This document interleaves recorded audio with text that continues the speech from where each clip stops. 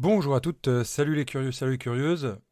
Nous revoilà sur le podcast de Dev to be Curious. On va commencer l'année avec un sujet qui a fait le buzz, qui a fait sensation ces derniers temps, à savoir ChatGPT.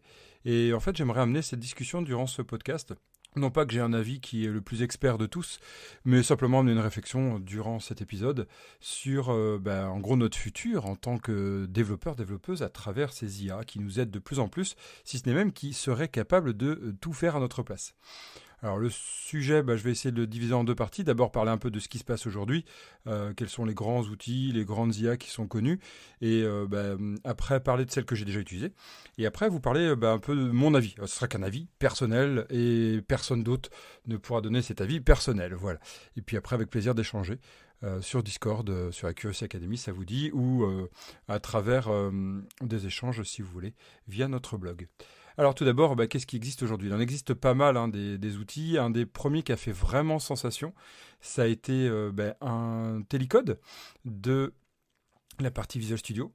Cet Intellicode, en fait, nous propose, avec intelligence, soi-disant, des propositions de code. Franchement, j'en parlerai, c'était déjà assez agréable. Après, on a eu Copilot, qui a vraiment fait sensation l'année dernière, l'année d'avant. Ça a été je dirais, peut-être le clivage entre ce qu'il y avait avant et ce qu'il y a aujourd'hui. Mais vous verrez qu'en background, il y en a bien, bien d'autres, en fait, hein. Et après, est arrivé, là, ces derniers mois, et depuis décembre, un qui fait vraiment le tour du monde. Tout le monde n'a Dieu que pour cet outil. Il s'appelle ChatGPT, vous avez dû le voir. Oui, moi aussi, je suis obligé d'en parler. Nous aussi, chez Dev2Bikers, on est obligé d'en parler. Obligé, non, en fait, on avait envie. Alors, pareil, ça fait sensation et ça paraît magnifique. Mais qu'est-ce qui existe d'autre en plus de ça? Et après, je vous partagerai lesquels j'ai testé. Mais il y en a un autre en fait qui s'appelle AlphaCode par exemple. Vous avez peut-être déjà vu de DeepMind, de Google en gros, hein, qui peut faire aussi sensation. Voilà. Si vous tapez en fait intelligence artificielle de code, il y en a vraiment plein. Et c'est pas depuis hier, c'est pas depuis 5 ans qu'on en parle en fait. On en parle depuis hyper longtemps. Par exemple, on va parler de la partie RAD. Et donc, ouais, il y a toute cette réflexion qui existe depuis très longtemps qu'on appelle le RAD, vous savez, le Rapid Access Development, à savoir, on part sur, par exemple, une base de données, ça nous génère automatiquement le code. Par exemple, je l'avais testé il y a très longtemps, il y a plus de 15 ans, vous vous rendez compte, il y a plus de 15 ans, hein, presque 20 ans, chez WinDev. Oui, j'ai fait du WinDev. C'est une honte ou pas, ça c'est à vous de voir. Moi, personnellement, j'ai appris beaucoup de choses sur l'événementiel, sur le côté rapide vraiment à développer sans la RAD. Et pourtant, la RAD était là, en fait, et nous permettait de générer. Je l'ai testé, hein. Le code était auto-généré, dit intelligent, en fait, d'une certaine façon, il s'adaptait par rapport à ce qu'on faisait, mais c'était pas vraiment l'intelligence, c'était en fait des présuppositions de ce qu'on fait dans le CRUD par rapport à une base de données. Franchement, ça gagnait du temps, mais alors le code qui était généré, c'était vraiment une horreur. À reprendre, à maintenir, à réutiliser. Voilà, donc en fait, on voit qu'on vient de loin et on cherche toujours à automatiser de plus en plus notre code. Oui, ok, mais clairement, est-ce que ça peut amener du positif? On va en parler à la fin de cet épisode. Donc, je vais vous partager après maintenant en fait ce que j'ai utilisé, ce que j'ai déjà testé. Donc, vous avez compris, j'ai déjà testé IntelliCode et j'utilise encore IntelliCode. Franchement, c'est super agréable, hein. Il nous propose des aides, des fois des bonnes idées en plus, je dirais dans 80% du temps, 60 à 80% du temps. Je n'ai pas fait stat officiel, hein. Il est vraiment pertinent. Par exemple, il va nous proposer un read-only, là on aurait oublié de le faire. Bon, normalement, il faut y penser tout le temps, mais pourquoi pas. Par exemple, il nous aurait proposé un set de property du constructeur alors on n'y pense pas ou on voulait le faire d'une autre façon. Ouais, il y a vraiment des bonnes propositions. Puis, en fait, ça fait gagner déjà du temps. En fait, on fait juste tab et ça nous génère. Donc, en fait, on sentait déjà les prémices de ce que Copilot allait nous amener. Et puis après, durant toute la phase de bêta test, pour bien sûr nous donner envie après de payer, en tout cas, ça c'est mon avis, ce qu'on fait tout le temps, hein, niveau marché, eh bien, Copilot est apparu. Alors, Copilot a fait scandale, hein, vous le savez, sur la partie oui, mais en fait, il reprendrait des parties de code qui existeraient, qui sont en fait privées, bon, blabla. Ça, je ne vais pas rentrer dans ces débats-là, mais en fait, c'est amené, j'en parlerai peut-être à la fin. Copilot, ça a été vraiment le jour et la nuit. J'ai vu un collègue qui est très connu sur Internet, qui a vraiment une chaîne qui fonctionne beaucoup sur C Sharp, sur .NET, qui en fait était bluffé, hein. Il a été en direct, il testait Copilot un peu avant nous, et il a été vraiment bluffé. Et c'est vrai que nous, quand on l'a testé après coup, c'est même ça qui nous a donné envie de le tester, pour vraiment rien cacher, de toute façon, on n'a rien à cacher. Eh bien, on a vu, waouh, mais en fait, vraiment, c'est extraordinaire. Durant les formations, chez DevToolBuildCurious, vous savez qu'on forme beaucoup, hein, autour de .NET, autour de JavaScript, Angular, React, etc. On a vu, en fait, l'intérêt, même durant les formations. Ça générait du code automatiquement et même extraordinairement rapide. Et en fait, il y avait juste à choisir en tab ce qui nous intéressait. Est-ce que ça c'est bien? Est-ce que ça c'est pas bien? Est-ce que ça on a envie? Et voilà. Et dans, je dirais 60 à 70%, c'était pertinent en fait ce qu'il nous proposait. Et en fait, il apprenait petit à petit, donc ça devenait de plus en plus pertinent.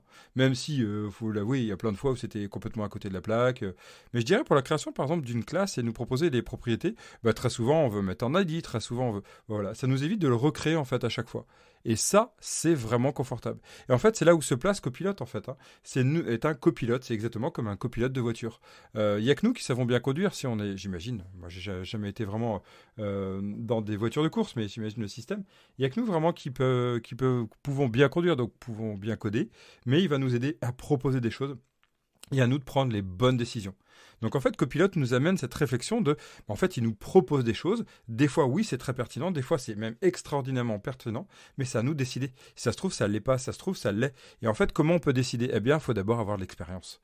Parce que quelqu'un, un junior qui va faire tab, tab, tab, je valide, je valide, je valide, va pas faire du bon code, en fait. Oui, des fois, ça va être bon, mais des fois, ça va pas être bon. C'est basé sur un moyenne à peu près ce qui pourrait être plus ou moins pertinent par rapport à une échelle de poids.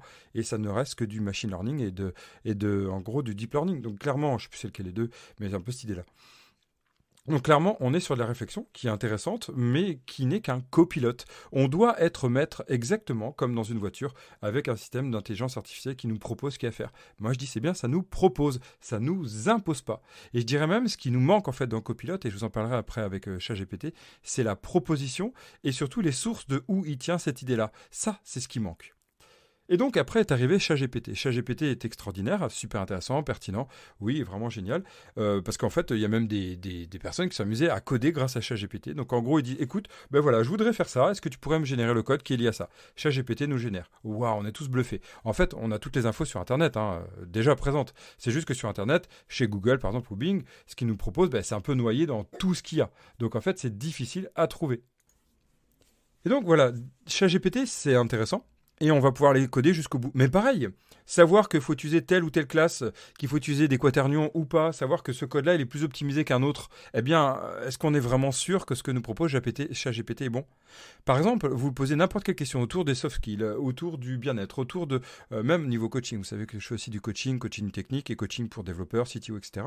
Et développeuses et CTO, quelle que soit la personne qui est derrière le CTO. Eh bien, clairement, les propositions qu'ils nous font niveau accompagnement, c'est des bonnes idées, mais ce ne sont que des propositions. Et en fait, rien n'est cité niveau source. Voilà, on se retrouve avec un point qui, je trouve, est très dommageable, c'est d'où il tient ces idées qu'il propose et en gros, vraiment comme vérité vraie. Quand on fait de la recherche sur Google, ce qui est intéressant, c'est qu'en fait, on a des résultats, on sait de quel site, on peut savoir de qui ça a été écrit, même on peut faire de la recoupure d'informations. Là, pas du tout en fait. On est vraiment bloqué dans cette idée de a priori ça paraîtrait vrai. Et ce n'est pas vrai. Ce n'est qu'un apprentissage. Et ce n'est pas vrai.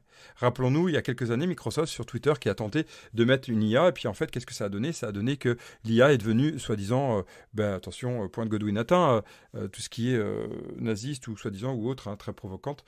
Et normalement, des fois sur des idées qui sont vraiment pas du tout bienvenues, niveau bienséance et même niveau éthique. Bon, voilà, c'est ces réflexions-là. Donc moi je pense que l'IA vraiment va amener ça.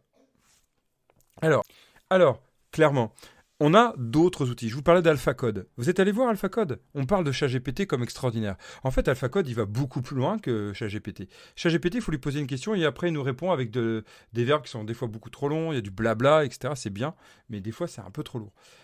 Après, on peut le coder, ChatGPT, oui. Mais en fait, essayez AlphaCode de DeepMind. C'est extraordinaire ce qu'il est capable de faire. Vous donnez vraiment un contexte, vous écrivez ce que vous voulez. Il est capable de générer, par exemple, un code Python totalement propre et battant quasiment les meilleurs. Là-dessus, en tout cas, il a réussi à arriver à des niveaux extraordinaires de code. Vraiment, c'est là, moi, je trouve l'inquiétude. C'est pas ChatGPT aujourd'hui. Alors, si ChatGPT se lie à DeepMind, qu'est-ce que ça va donner? Voilà, c'est ces questions-là qu'on va se poser. Aujourd'hui, clairement, il va avoir la proposition de est-ce qu'on va avoir vraiment besoin de coder? Et j'amène la dernière partie de cet épisode. C'est plutôt mon avis. Moi, je pense aujourd'hui qu'un copilote, c'est vraiment bien en développement. Je pense que plus on va acquérir d'expérience, plus le copilote doit nous proposer de choses. Par contre, je pense qu'un dev qui est junior doit apprendre tous les procédés, toutes les bonnes pratiques, façon de faire petit à petit. Il y a de l'artisanat de code. Aujourd'hui, un artisan de code qui fabrique du bois, hein, j'imagine, artisan de bois, pardon, c'est pas mon métier, mais je le vois, existe toujours. On peut aujourd'hui avoir plaisir, avoir une matière qui est bien faite et jolie, voilà, où on a vraiment de la qualité et que c'est robuste, ça tient dans le temps. Eh ben, c'est peut-être cette question qu'on va se poser aujourd'hui, à cet instant T, dans les peut-être quelques années. Mais oui, à un moment donné, peut-être que notre métier ne sera plus d'écrire du code, mais d'écrire les bons textes pour générer le bon code. Ça se trouve, ça sera ça. Parce qu'en fait, en soi, on ne fait que réinventer des choses depuis longtemps. Les règles de gestion, ça s'explique. Depuis longtemps, on est capable de faire des arbres de décision. Mais après, la complexité va arriver. Et donc, on va se poser la question si vraiment il y a besoin. Et peut-être arriver, je fais exprès là, je vais très loin, mais pousser l'idée que ce sont même des IA qui coderont à notre place, d'autres IA. C'est tout à fait possible. L'architecte dans Matrix, c'est bien le cas. Et il y a même des enfants qui sont des architectes, en fait, d'une partie de la matrice. Voilà. Donc ces pistes-là vont arriver. Moi aujourd'hui, je pense que c'est très bien d'avoir un copilote, mais comme tout copilote, il ne sait pas tout. Il a juste une carte qu'on lui a proposée, il est capable de nous orienter, à nous de prendre les bonnes décisions. Et je pense que c'est très bien dans ce sens-là. Attention à l'effet ChatGPT. Et c'est pour ça que, par exemple, Microsoft, avec DeepMind du côté code et du côté même concurrencer ChatGPT, va tenter en fait de proposer les sources. Hein.